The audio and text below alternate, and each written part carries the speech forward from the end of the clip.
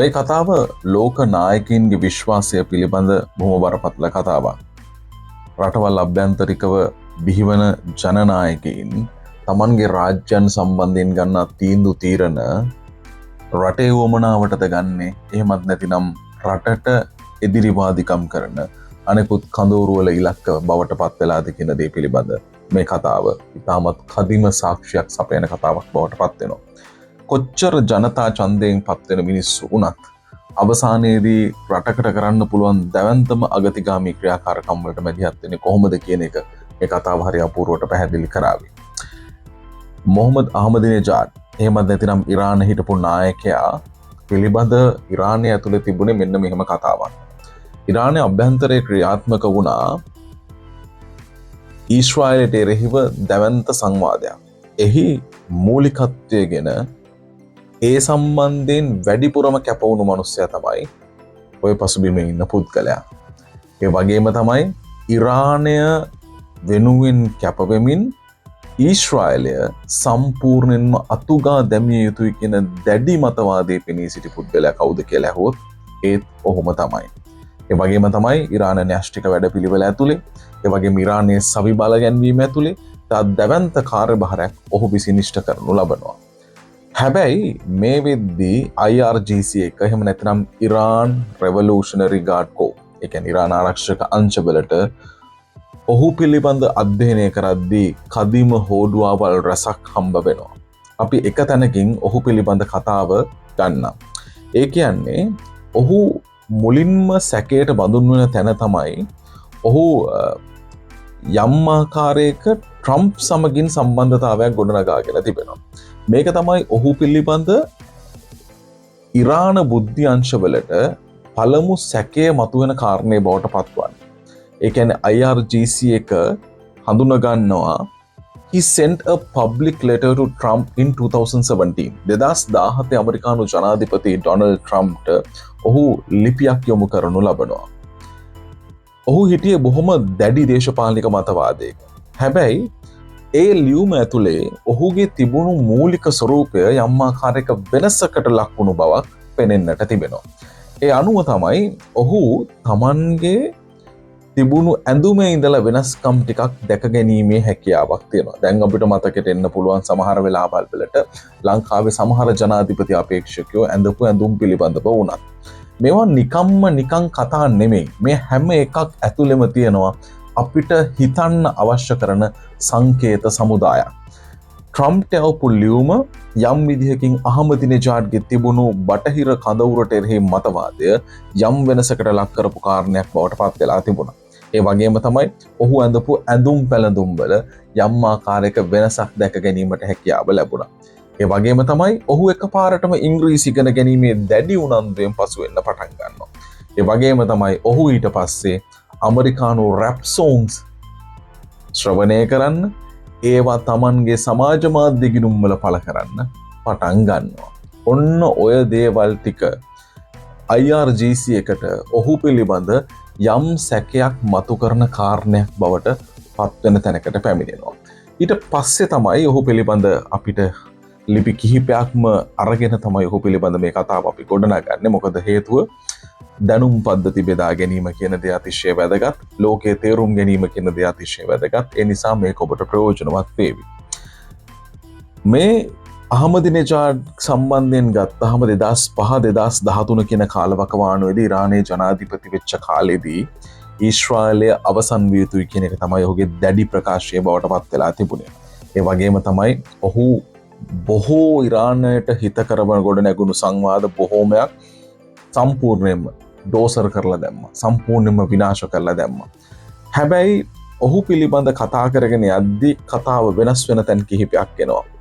අහමදිනෙජාඩ්ව නායකයා විදියට ස්ථාපනය කරන්න ඉරාන අභ්‍යන්තරික දේශපාලන කඳවුර බිඳවට්ටලා, ඒ කියන්නේ අයතුල්ලා අල් ඛමේනිලාගේ පාලන තන්ත්‍රයන් බිඳවට්ටලා ඔහුව අහමදිනෙජාඩ් යලිත් වතාවක් නායකයෙක් බවට පත් කිරීමේ සැලැස්මක් ක්‍රියාත්මක වී ඇති බවට සංවාදයක් මෙනවා. විශේෂයෙන්ම බුඩාපෙස්ට් විශ්වවිද්‍යාලයේ සිදුවෙච්ච රහස්‍යගත හමුවක් තමයි මේ අය අතර සංවාදය ආරම්භ කරන ප්‍රධානම ස්ථානය විදිහට හඳුනා ගනු ලබන්නේ. ඒ කියන්නේ ඔහු මොසාඩ් එකේ ප්‍රධානියා ඩේවිඩ් බැරිනා ඔහු මම හිතන්නේ මීට සුළු කාලයකට පෙර ඔහු විශ්‍රාම දිවියට පත් වුණා. ප්‍රධානියා විදිහට ඩේවිඩ් බැරිනාව බුඩාපෙස්ට් ඒ කියන්නේ හංගේරිවලදී බුඩාපෙස්ට් විශ්වවිද්‍යාලයේදී 2024-25 කියන කාලවකවානුවේදී ඔහු හම්බ වෙලා තියෙනවා කියන සංවාදය මේ වෙදි මතුවෙනවා. ඊට පස්සේ මේකේ තියෙනවා ඉරාන නවනායකයෙකු බිහි කිරීම, ටෙහෙරානයේ පාලන තන්ත්‍රය වෙනස් කිරීම පිළිබඳ යෝජනාව මෙන්න මෙතනින් තමයි එළියට එන්නේ. ජනාධිපතිවරයෙකුට තියෙන ආරක්ෂාව පවා ඉවත් කරලා ඔහු මේ කියන සංවාදවලට මැදිහත් වෙලා තියෙනවා කියන ප්‍රවෘත්තිය මේ සියලු සංවාද ඇස්සේ හම්බ වෙනවා. ඒ කියන්නේ මේක එකින් එකට හොයාගෙන ගියාගෙන් පස්සේ ඔහු කොයි තරම්නම් Tamanගේ ආරක්ෂක අංශවලට පවා වංගුව දාලා රහසිගත හමුවීම් සිදු කරලා තියෙනවද? අහමදිනෙජාඩ් මේ බුඩාපෙස්ට් විශ්වවිද්‍යාලයේදී තමයි පළමු වරට මේ හමුවීම් සිද්ධ කරලා තියෙන්නේ. අන්න එතනින් තමයි ඔහු මේ සංවාදය ගොඩනගාගෙන ඉස්සරහට ඇවිල්ලා තියෙන්නේ. මොකද ඉරානයේ හිටපු පළමු පෙළ නායකයෝ ඊට සම්බන්ධිත පාර්ශව සියලු දෙනා ඝාතනය වෙද්දී අහමදිනෙජාඩ් ඝාතනය වෙන්නේ නැහැ. ඒක මේ සැක සංකා තවදුරටත් තහවුරු කරන කාරණයක් බවට පත් වෙලා තිබෙනවා. ඔබට හොඳට මතක නම් මැද පෙරදිග කලාපයට අදාළ වුණු ටෙහෙරානයට පහර දීම කියන කාරණය ආරම්භ වෙනකොට ප්‍රහාර 10ක් මුලින්ම ඇමරිකා එක්සත් ජනපදයේ විසින් එල්ල කරනු ලැබුවා. ඒ කියන්නේ හෝමුස් එක වැහුවගෙන් පස්සේ ප්‍රධාන ප්‍රහාර කිහිපයක් එල්ල කළා. මේ ප්‍රහාර අතර අහමදිනෙජාඩුත් හිටියා කියන එක තමයි මාධ්‍යයට ගෙපු ප්‍රවෘත්තිය බවට පත් වුණේ. හැබැයි ඇත්තටම ඔහු නිරුපද්‍රිතව මෙතනදී බෙහෙරෙනවා. හරි. දැන් කතාව පැහැදිලිනේ. 2025 ජූනි වලදී තමයි බුඩාපෙස්ට් වලදී මේ දෙගොල්ලෝ අතර සංවාදය ආරම්භ වෙන්නේ. ඊට පස්සේ මොසාඩ් ඒජන්තවරුත් එක්ක ඔහු දිගින් දිගටම සාකච්ඡා සිදු කරලා තියෙනවා. ඊට පස්සේ මාස කිහිපයකට පසු ඊශ්‍රායල් නැෂනල් ඉන්ටෙලිජන්ස් සර්විස් එක ඒජන්සි එකේ අධ්‍යක්ෂවරයා යලිත් වතාවක් ඔහුව හම්බ වෙලා තිබෙනවා. ඊට පස්සේ අහමදිනෙජාඩ් දිගින් දිගටම මේ අයත් එක්ක සම්බන්ධතා පවත්වලා තිබෙනවා. මේ ටික ඉස්සරහට එනකොට ඔබ දන්නවා මාෂා අමීනිගේ සිදුවීමත් එක්ක ඉරාන අභ්‍යන්තරයේ දැවැන්ත කැරලිකාරී තත්ත්වයන් නිර්මාණය වුණා. මේවා සම්බන්ධයෙන්ුත් යම් ආකාරයක අහමදිනෙජාඩ්ගේ සම්බන්ධයක් පිළිබඳ සාකච්ඡාවට බඳුන් වෙනවා. ඊට පස්සේ ඉරාන් රෙවලූෂනරි ගාඩ් කෝප් එක මොහු පිළිබඳ සැකසංකා පළ කරගෙන මොහු පිළිබඳ විශේෂ අවධානයක් ඇතුළත ඉන්නේ. මෙන්න මේ තත්ත්වයන් ඇතුළතදී 2023 දී මේ තවත් තොරතුරු එළියට එනවා. දැන් 2023 දී මොසාඩ් එක ඔහුව ආපහු හම්බ වෙලා තියෙනවා. එන්වයරන්මන්ටල් කොන්ෆරන්ස් එකක් තියෙනවා ගුවතමාලාවල. ඒ ගුවතමාලාවල තිබුණු එන්වයරන්මන්ට් කොන්ෆරන්ස් එකේදී ඔහු ඊශ්‍රායල් බුද්ධි තොරතුරු සම්පයන්නන් බුද්ධ්‍යංශත් එක්ක හම්බ වෙලා සාකච්ඡා කරලා තියෙනවා. ඉතින් ඔබ බලන්න පපුවට ගහගන්න ගමන් මේක මගේ රට ඊශ්‍රායලය ඩෝසර කරන්න ඕනේ, ඊශ්‍රායලය බංකලොත් කරන්න ඕනේ කියපු නායකයෝ කොයි විදිහටද අවසානයේදී මොසාඩ් ඔත්තුකරුවන් බවට පත් වෙලා තියෙන්නේ කියන එක ඔබ නිකමට කල්පනා කරලා බලන්න. ඒක තමයි මේකේ තියෙන ඉතාමත්ම භයානක තත්ත්වය කියන්නේ. ඊට පස්සේ ඇමරිකා එක්සත් ජනපදයත් මේකට මැදිහත් වෙනවා.